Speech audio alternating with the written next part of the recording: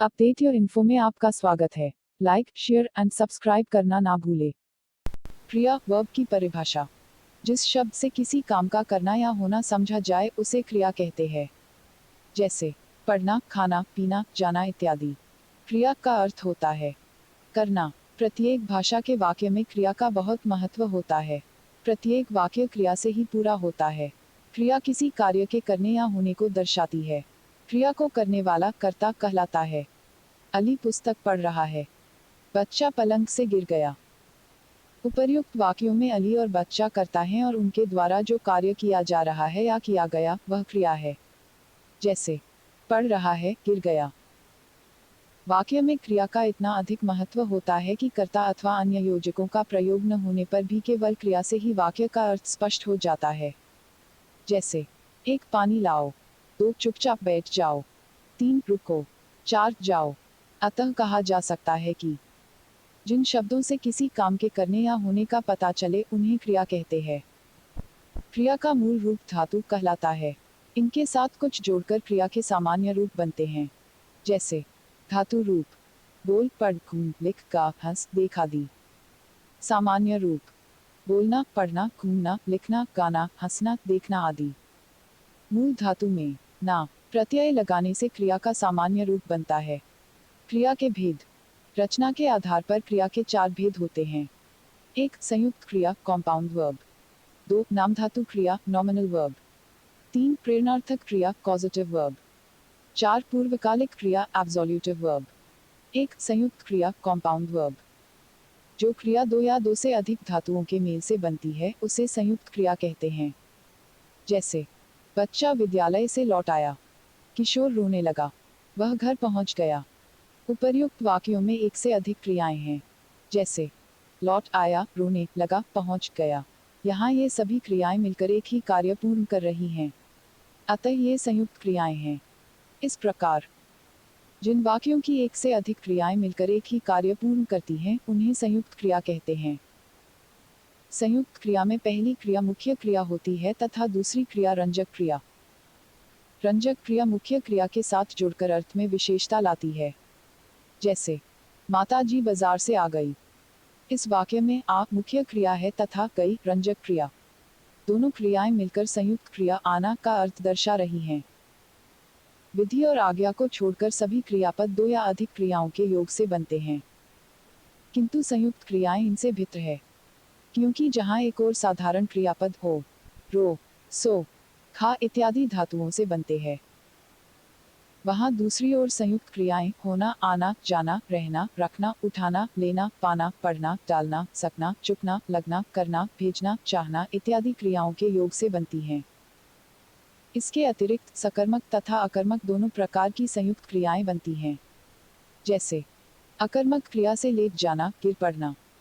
सकर्मक क्रिया से बेच लेना, काम करना, बुला लेना, मार देना। संयुक्त क्रिया की एक विशेषता यह है कि उसकी पहली क्रिया प्रायः प्रधान होती है और दूसरी उसके अर्थ में विशेषता उत्पन्न करती है। जैसे मैं पढ़ सकता हूँ, इसमें सकना क्रिया पढ़ना क्रिया के अर्थ में विशेषता उत्पन्न करती है। हिंदी में संयुक्त क्रियाओं का प्रयोग अधिक होता है। संयुक्त क्रिया के भेद। अर्थ के अनुसार संयुक्त क्रिया के 11 मुख्य भेद है। आरंभ बोधक। जिस संयुक्त क्रिया से क्रिया के आरंभ होने का बोध होता है उसे आरंभ बोधक संयुक्त क्रिया कहते हैं। जैसे वह पढ़ने लगा, पानी बरसने लगा, राम खेलने लगा। बी समाप्ति बोधक। जिस संयुक्त क्रिया से मुख्य क्रिया की पूर्णता, व्यापार की समाप्ति का बोध हो वह समाप्ति बोधक संयुक्त क्रिया है। जैसे वह खा चुका है, वह पढ़ चुका है। धातु के आगे चुकना जोड़ने से समाप्ति बोधक संयुक्त क्रियाएं बनती हैं। सी अवकाश बोधक।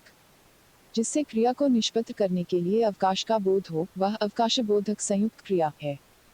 जैसे वह मुश्किल से सोने पाया, जाने न पाया। डी अनुमति बोधक। जिससे कार्य करने की अनुमति दिए जाने का बोध हो वह अनुमति बोधक संयुक्त क्रिया है। जैसे मुझे जाने दो, मुझे बोलने दो। यह क्रिया देना धातु के योग से बनती है। ई नित्यता बोधक। जिससे कार्य की नित्यता, उसके बंद न होने का भाव प्रकट हो वह नित्यता बोधक संयुक्त क्रिया है। जैसे हवा चल रही है, पेड़ बढ़ता गया, तोता पढ़ता रहा। मुख्य क्रिया के आगे जाना या रहना जोड़ने से नित्यता बोधक संयुक्त क्रिया बनती है। F आवश्यकता बोधक, जिससे कार्य की आवश्यकता या कर्तव्य का बोध हो, वह आवश्यकता बोधक संयुक्त क्रिया है। जैसे, यह काम मुझे करना पड़ता है, तुम्हें यह काम करना चाहिए।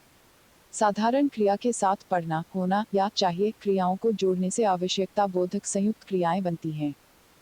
जी निश्चय बोधक, जिस संयुक्त क्रिया से मुख्य क्रिया के व्यापार की निश्चितता का बोध हो, उसे निश्चय बोधक संयुक्त क्रिया कहते हैं। जैसे, वह बीच ही में बोल उठा, उसने कहा मैं मार बैठूंगा, वह गिर पड़ा, अब दे ही डालो। इस प्रकार की क्रियाओं में पूर्णता और नित्यता का भाव वर्तमान है। H इच्छा बोधक, इससे क्रिया के करने की इच्छा प्रकट होती है। जैसे, वह घर आना चाहता है, मैं खाना चाहता हूँ। क्रिया के साधारण रूप में चाहना क्रिया जोड़ने से इच्छाबोधक संयुक्त क्रियाएं बनती हैं। I अभ्यास बोधक, इससे क्रिया के करने के अभ्यास का बोध होता है। सामान्य भूतकाल की क्रिया में करना क्रिया लगाने से अभ्यास बोधक संयुक्त क्रियाएं बनती हैं। जैसे, यह पढ़ा करता है, तुम लिखा करते हो, मैं खेला करता हूँ। J शक्ति बोधक, इससे कार्य करने की शक्ति का बोध होता है। जैसे, मैं चल सकता हूँ, वह बोल सकता है। इसमें सकना क्रिया जोड़ी जाती है। के पुनरुक्त संयुक्त क्रिया, जब दो समानार्थक अथवा समान ध्वनि वाली क्रियाओं का संयोग होता है, तब उन्हें पुनरुक्त संयुक्त क्रिया कहते हैं। जैसे, वह पढ़ा लिखा करता है, वह यहाँ प्रायः आया जाया करता है, पड़ोसियों से बराबर मिलते जुलते रहो। 2 नामधातु क्रिया नॉमिनल वर्ब, संज्ञा अथवा विशेषण के साथ क्रिया जोड़ने से जो संयुक्त क्रिया बनती है, उसे नामधातु क्रिया कहते हैं। जैसे, लुटेरों ने जमीन हथिया ली, हमें गरीबों को अपनाना चाहिए। उपर्युक्त वाक्यों में हथियाना तथा अपनाना क्रियाएं हैं और ये हाथ संज्ञा तथा अपना सर्वनाम से बनी हैं। अतः ये नामधातु क्रियाएं हैं। इस प्रकार जो क्रियाएं संज्ञा, सर्वनाम, विशेषण तथा अनुकरणवाची शब्दों से बनती हैं, वे नामधातु क्रिया कहलाती हैं। संज्ञा, सर्वनाम, विशेषण तथा अनुकरणवाची शब्दों से निर्मित कुछ नामधातु क्रियाएं इस प्रकार हैं। संज्ञा शब्द नामधातु क्रिया, शर्म, शर्माना, लोभ, लुभाना, बात, बतियाना, झूठ, झुठलाना, लात, लतियाना, दुख, दुखाना। सर्वनाम शब्द नामधातु क्रिया, अपना, अपनाना। विशेषण शब्द नामधातु क्रिया, साठ, सठियाना, तोतला, तुतलाना, नर्म, नरमाना, गरम, गरमाना, लज्जा, लजाना, लालच, ललचाना, फिल्म, फिल्माना। अनुकरणवाची शब्द नामधातु क्रिया, थप थप, थपथपाना, थर थर, थरथराना, कंप कंप, कंपकपाना, टन टन, टनटनाना, बड़ बड़, बड़बड़ाना, खट खट, खटखटाना, घर घर, घरघराना। द्रष्टव्य, नामबोधक क्रियाएं संयुक्त क्रियाएं नहीं हैं। संयुक्त क्रियाएं दो क्रियाओं के योग से बनती है और नामबोधक क्रियाएं संज्ञा अथवा विशेषण के मेल से बनती है। दोनों में यही अंतर है। 3 प्रेरणार्थक क्रिया कॉजेटिव वर्ब, जिन क्रियाओं से इस बात का बोध हो कि कर्ता स्वयं कार्य न कर किसी दूसरे को कार्य करने के लिए प्रेरित करता है, वे प्रेरणार्थक क्रिया कहलाती है। जैसे, काटना से कटवाना, करना से कराना। एक अन्य उदाहरण इस प्रकार है। मालिक नौकर से कार साफ करवाता है। अध्यापिका छात्र से पाठ पढ़वाती हैं। उपर्युक्त वाक्यों में मालिक तथा अध्यापिका प्रेरणा देने वाले कर्ता हैं। नौकर तथा छात्र को प्रेरित किया जा रहा है। अतः उपर्युक्त वाक्यों में करवाता तथा पढ़वाती प्रेरणार्थक क्रियाएं हैं। प्रेरणार्थक क्रिया में 2 कर्ता होते हैं। एक प्रेरक कर्ता प्रेरणा देने वाला, जैसे मालिक, अध्यापिका आदि। 2 प्रेरित कर्ता प्रेरित होने वाला, अर्थात जिसे प्रेरणा दी जा रही है, जैसे नौकर, छात्र आदि। प्रेरणार्थक क्रिया के रूप। प्रेरणार्थक क्रिया के 2 रूप हैं। एक प्रथम प्रेरणार्थक क्रिया, 2 द्वितीय प्रेरणार्थक क्रिया। एक प्रथम प्रेरणार्थक क्रिया, माँ परिवार के लिए भोजन बनाती है। जोकर सर्कस में खेल दिखाता है। रानी अनिमेष को खाना खिलाती है। नौकरानी बच्चे को झूला झुलाती है। इन वाक्यों में कर्ता प्रेरक बनकर प्रेरणा दे रहा है। अतः ये प्रथम प्रेरणार्थक क्रिया के उदाहरण हैं। सभी प्रेरणार्थक क्रियाएं सकर्मक होती हैं। 2 द्वितीय प्रेरणार्थक क्रिया, माँ पुत्री से भोजन बनवाती है। जोकर सर्कस में हाथी से करतब करवाता है। रानी राधा से अनिमेष को खाना खिलवाती है। माँ नौकरानी से बच्चे को झूला झुलवाती है। इन वाक्यों में कर्ता स्वयं कार्य न करके किसी दूसरे को कार्य करने की प्रेरणा दे रहा है और दूसरे से कार्य करवा रहा है। अतः यहाँ द्वितीय प्रेरणार्थक क्रिया है। प्रथम प्रेरणार्थक और द्वितीय प्रेरणार्थक दोनों में क्रियाएं एक ही हो रही हैं, परंतु उनको करने और करवाने वाले कर्ता अलग अलग हैं। प्रथम प्रेरणार्थक क्रिया प्रत्यक्ष होती है तथा द्वितीय प्रेरणार्थक क्रिया अप्रत्यक्ष होती है। याद रखने वाली बात यह है कि अकर्मक क्रिया प्रेरणार्थक होने पर सकर्मक कर्म लेने वाली हो जाती है। जैसे राम लजाता है, वह राम को लजवाता है। प्रेरणार्थक क्रियाएं सकर्मक और अकर्मक दोनों क्रियाओं से बनती हैं। ऐसी क्रियाएं हर स्थिति में सकर्मक ही रहती हैं। जैसे मैंने उसे हंसाया, मैंने उससे किताब लिखवाई। पहले में कर्ता अन्य कर्म को हंसाता है और दूसरे में कर्ता दूसरे को किताब लिखने को प्रेरित करता है। इस प्रकार हिंदी में प्रेरणार्थक क्रियाओं के दो रूप चलते हैं। प्रथम में ना का और द्वितीय में वाना का प्रयोग होता है। हंसान, हंसवाना। प्रेरणार्थक क्रियाओं के कुछ अन्य उदाहरण। मूल क्रिया, प्रथम प्रेरणार्थक। द्वितीय प्रेरणार्थक, उठना, उठाना, उठवाना, उड़ना, उड़ाना, उड़वाना, चलना, चलाना, चलवाना, देना, दिलाना, दिलवाना, जीना, जिलाना, जिलवाना, लिखना, लिखाना, लिखवाना, जगना, जगाना, जगवाना, सोना, सुलाना, सुलवाना, पीना, पिलाना, पिलवाना, देना, दिलाना, दिलवाना, धोना, धुलाना, धुलवाना, रोना, रुलाना, रुलवाना, घूमना, घुमाना, घुमवाना, पढ़ना, पढ़ाना, पढ़वाना, देखना, दिखाना, दिखवाना, खाना, खिलाना, खिलवाना। 4 पूर्वकालिक क्रिया एब्सोल्यूटिव वर्ब। जिस वाक्य में मुख्य क्रिया से पहले यदि कोई क्रिया हो जाए तो वह पूर्वकालिक क्रिया कहलाती है।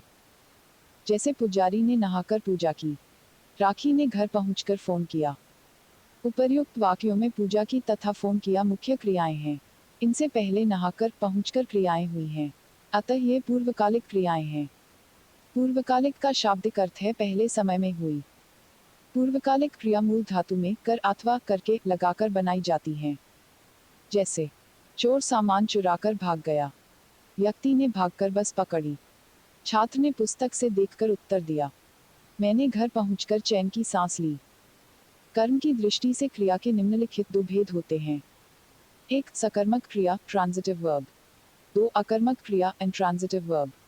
एक सकर्मक क्रिया, वाक्य में जिस क्रिया के साथ कर्म भी हो तो उसे सकर्मक क्रिया कहते हैं।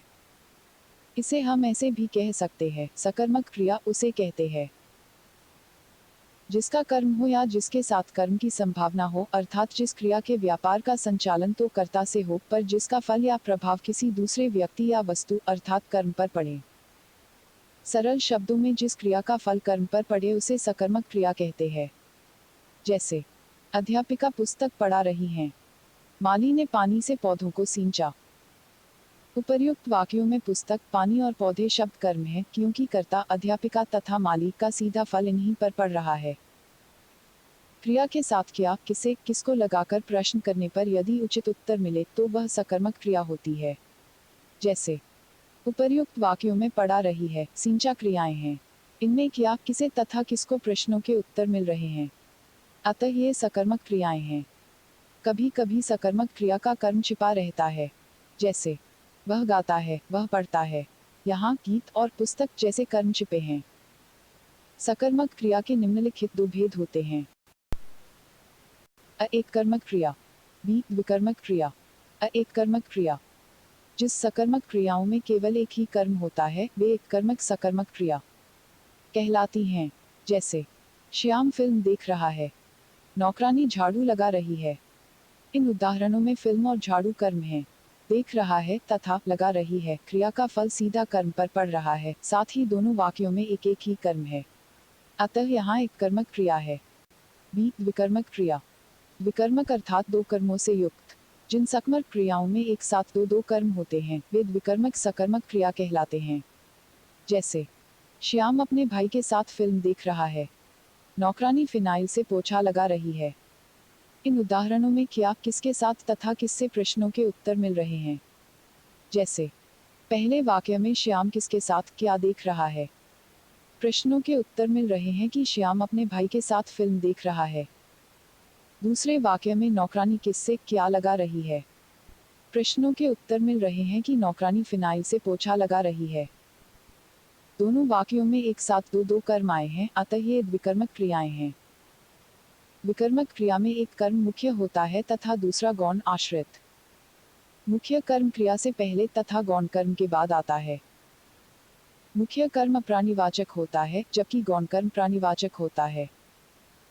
गौण कर्म के साथ को विभक्ति का प्रयोग किया जाता है जो कई बार अप्रत्यक्ष भी हो सकती है, जैसे बच्चे गुरुजन को प्रणाम करते हैं। गौण कर्म। मुख्य कर्म। सुरेंद्र ने छात्र को गणित पढ़ाया। गौण कर्म। मुख्य कर्म। दो अकर्मक क्रिया। वाक्य में जब क्रिया के साथ कर्म नहीं होता तो उस क्रिया को अकर्मक क्रिया कहते हैं। दूसरे शब्दों में, जिन क्रियाओं का व्यापार और फल कर्ता पर हो वे अकर्मक क्रिया कहलाती हैं। अकर्मक अर्थात कर्म रहित, कर्म के बिना। जिन क्रियाओं के साथ कर्म न लगा हो तथा क्रिया का फल कर्ता पर ही पड़े उन्हें अकर्मक क्रिया कहते हैं। अकर्मक क्रियाओं का कर्म नहीं होता, क्रिया का व्यापार और फल दूसरे पर न पड़कर कर्ता पर पड़ता है। उदाहरण के लिए, श्याम सोता है। इसमें सोना क्रिया अकर्मक है। श्याम करता है, सोने की क्रिया उसी के द्वारा पूरी होती है, अतः सोने का फल भी उसी पर पड़ता है, इसलिए सोना क्रिया अकर्मक है। अन्य उदाहरण, पक्षी उड़ रहे हैं, बच्चा रो रहा है। उपर्युक्त वाक्यों में कोई कर्म नहीं है, क्योंकि यहाँ क्रिया के साथ क्या, किसे, किसको, कहाँ आदि प्रश्नों के कोई उत्तर नहीं मिल रहे हैं। अतः जहाँ क्रिया के साथ इन प्रश्नों के उत्तर न मिले वहाँ अकर्मक क्रिया होती है। कुछ अकर्मक क्रियाएं इस प्रकार हैं: तैरना, कूदना, सोना, ठहरना, उछलना, मरना, जीना, बरसना, रोना, चमकना आदि। सकर्मक और अकर्मक क्रियाओं की पहचान। सकर्मक और अकर्मक क्रियाओं की पहचान क्या, किसे या किसको आदि स्पष्ट करने से होती है। यदि कुछ उत्तर मिले तो समझना चाहिए कि क्रिया सकर्मक है और यदि न मिले तो अकर्मक होगी। जैसे, राम फल खाता है। प्रश्न करने पर कि राम क्या खाता है, उत्तर मिलेगा फल, अतः खाना क्रिया सकर्मक है। बी, सीमा रोती है। इसमें प्रश्न पूछा जाए कि क्या रोती है, तो कुछ भी उत्तर नहीं मिला, अतः इस वाक्य में रोना क्रिया अकर्मक है। उदाहरणार्थ मारना, पढ़ना, खाना इन क्रियाओं में क्या, किसे लगाकर स्पष्ट किए जाएं तो इनके उत्तर इस प्रकार होंगे। स्पष्ट किसे मारा, उत्तर किशोर को मारा। स्पष्ट क्या खाया, उत्तर खाना खाया। स्पष्ट क्या पढ़ता है, उत्तर किताब पढ़ता है। इन सब उदाहरणों में क्रियाएं सकर्मक है। कुछ क्रियाएं अकर्मक और सकर्मक दोनों होती है और प्रसंग अथवा अर्थ के अनुसार इनके भेद का निर्णय किया जाता है। जैसे, अकर्मक, सकर्मक, उसका सिर खुजलाता है, वह अपना सिर खुजलाता है। बूंद बूंद से घड़ा भरता है, मैं घड़ा भरता हूँ। तुम्हारा जी ललचाता है, ये चीजें तुम्हारा जी ललचाती हैं। जी घबराता है, विपदा मुझे घबराती है। वह लजा रही है, वह तुम्हें लजा रही है। इस तरह के नॉलेजेबल वीडियो देखने के लिए लाइक, शेयर और सब्सक्राइब करना ना भूले और बेल आइकॉन को प्रेस करें नए वीडियो के नोटिफिकेशन के लिए। धन्यवाद।